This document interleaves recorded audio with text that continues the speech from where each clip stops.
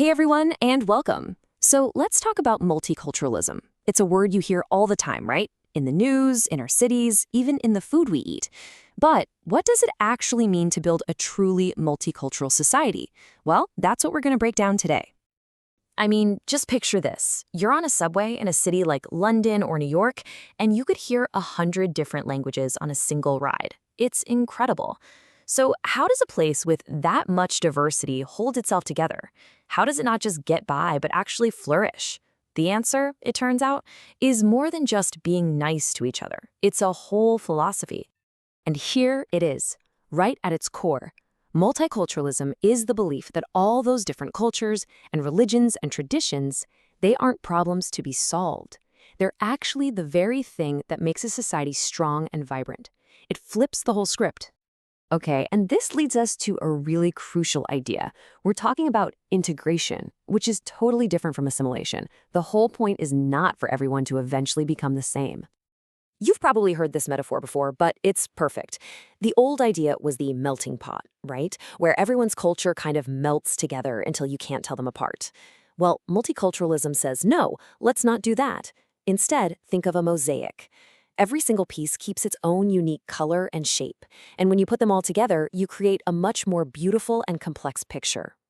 So, how do you make a mosaic like that work? Well, the political theorist Bhikkhu Parekh put it this way. It's like a social contract. It's not about just passively living side by side.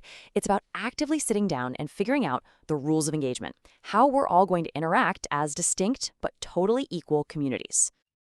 And the philosopher Charles Taylor adds another really human layer to this.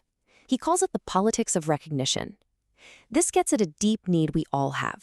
To have our identity, our background, our heritage actually be seen and respected by the society we're a part of. It's about basic human dignity, really. And then Will Kamlicka comes along and says, okay, great ideas, but how do we make them real? He argues that multiculturalism can't just be a nice thought. It's got to be policy. You need actual laws and rules that actively protect things like minority languages and traditions. You have to build it into the system. But here's the thing. This is not a one-size-fits-all kind of deal. As you're about to see, different countries have taken this core idea and run with it in completely different directions, all based on their own unique histories. So let's look at three big models. You've got Canada's liberal model, which is all about protecting individual rights first and foremost. Then you have India's pluralist model, which takes a different route, actually protecting the rights of entire groups in its constitution. And then in these big global cities like London, you see a cosmopolitan model popping up, where cultures are actively mixing and creating brand new hybrid identities. See? Different paths, but all trying to get to the same destination.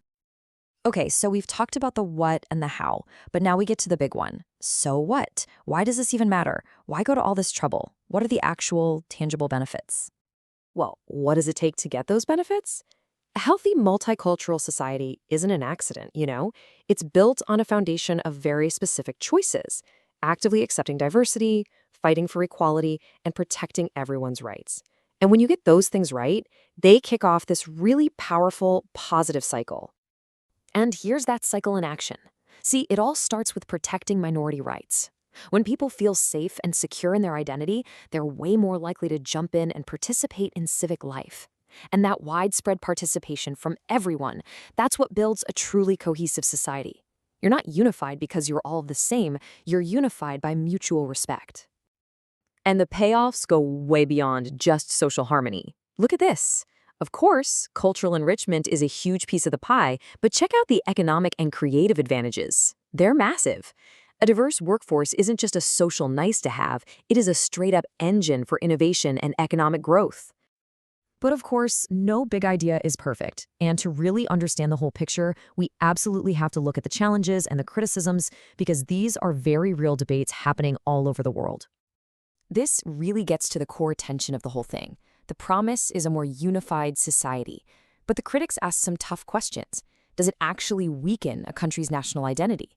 Does it risk creating these isolated, parallel societies where nobody interacts? And here's a tough one.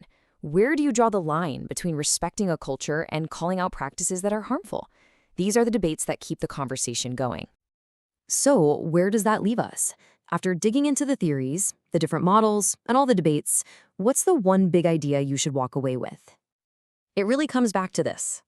At the end of the day, multiculturalism, when it's really working, is a framework. It's a conscious choice to look at diversity not as a problem you have to manage, but as a society's single greatest strength. But, and this is a really big but, there's a condition. This only works when it's balanced with a real commitment to social justice and a strong sense of shared citizenship for everyone. Without those two things holding it all together, the risk of things falling apart becomes very, very real. And that leaves us with one last question to think about.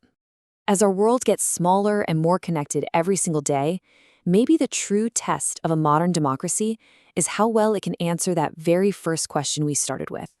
How do you take all these different cultures and weave them into one single, thriving community?